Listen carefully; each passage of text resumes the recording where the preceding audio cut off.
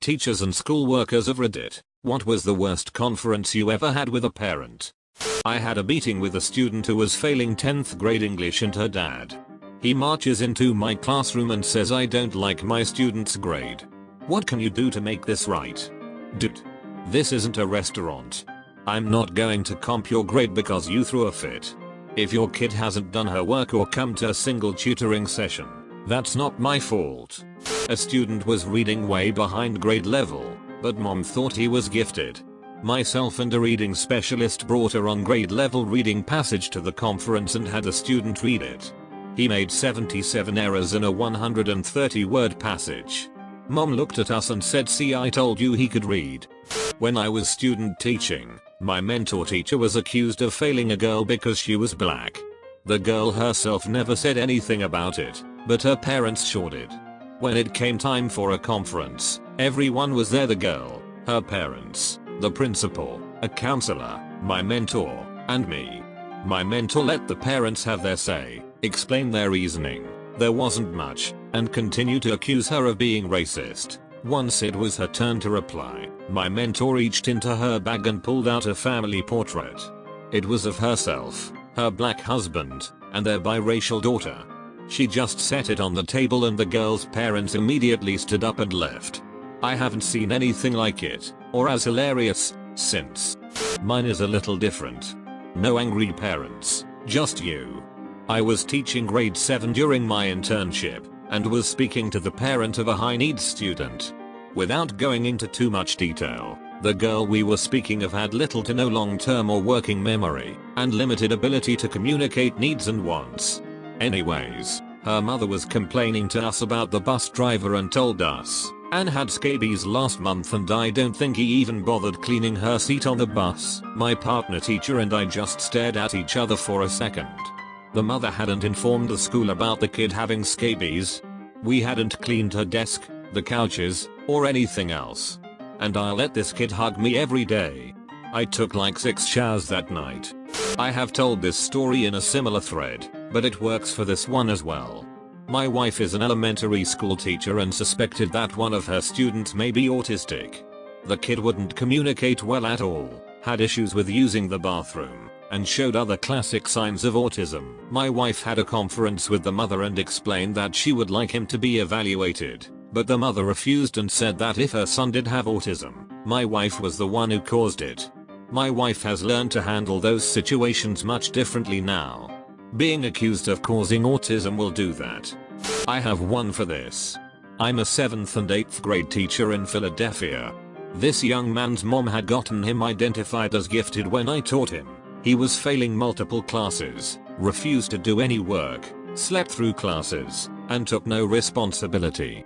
She came into conference, all the teachers are in the same room and parents circulate, ignored everyone except for 2 of us, interrupted an ongoing conference the math teacher was having to berate him for being a race traitor and bringing down her son out of ignorance, came over to me, I'm the English teacher, and when I stood up and extended my hand, she just looked at it.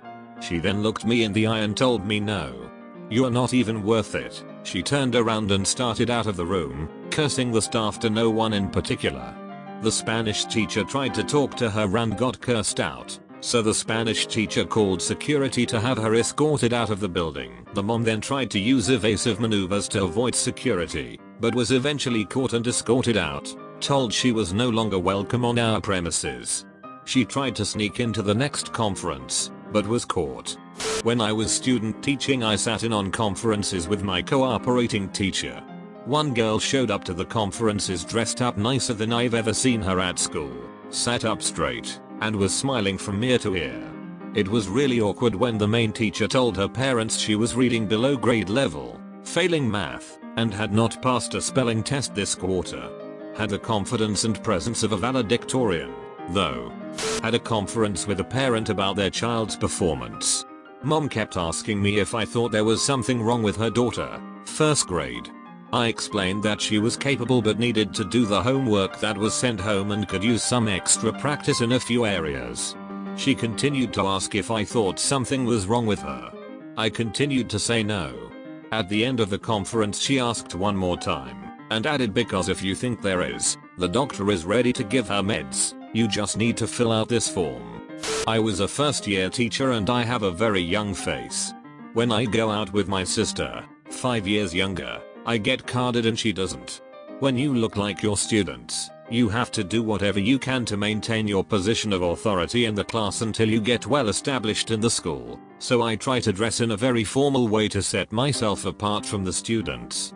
When I went into my first parent-teacher conference, I was wearing a sweater that had a kind of fastener on the sleeves, and I had accidentally twisted it before I buttoned it. Not all that noticeable, but the mom I was conferencing with saw it.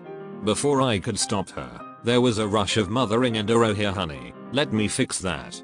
She had my sleeve unbuttoned and rebuttoned correctly before I could even back up. Her kid was behind her with his head in his hands. He was super embarrassed, and I looked like a little kid whose mom had to help her get dressed. Not my finest hour, but actually a pretty funny one looking back on it. In my second year of teaching theater for a middle school, I had a parent demand a conference with myself and our principal. She expressed that her son could no longer be in my theater class because all that stuff makes you gay, which, for her, would be the absolute worst thing that could happen. It was my first slap in the face that no matter what work you put in, that in the end of the day the parents will push and pull their kids in life for better or worse. Our principal was outraged by the parents' comment but held the parents' decision with respect because really there's nothing we could do. Since this experience, I've planted the idea that the only obstacle that will prevent you from greatness is yourself, not your friends, family, teachers, etc. Ironically, the student joined the class because of the ratio of female to male students. That's at roughly 10 to 1. Thus, parents, if you have any concerns with your children about anything, talk to them before making assumptions. Perspective matters. I had a parent get mad at me because I failed a student on a project. She called a meeting with me and an assistant principal.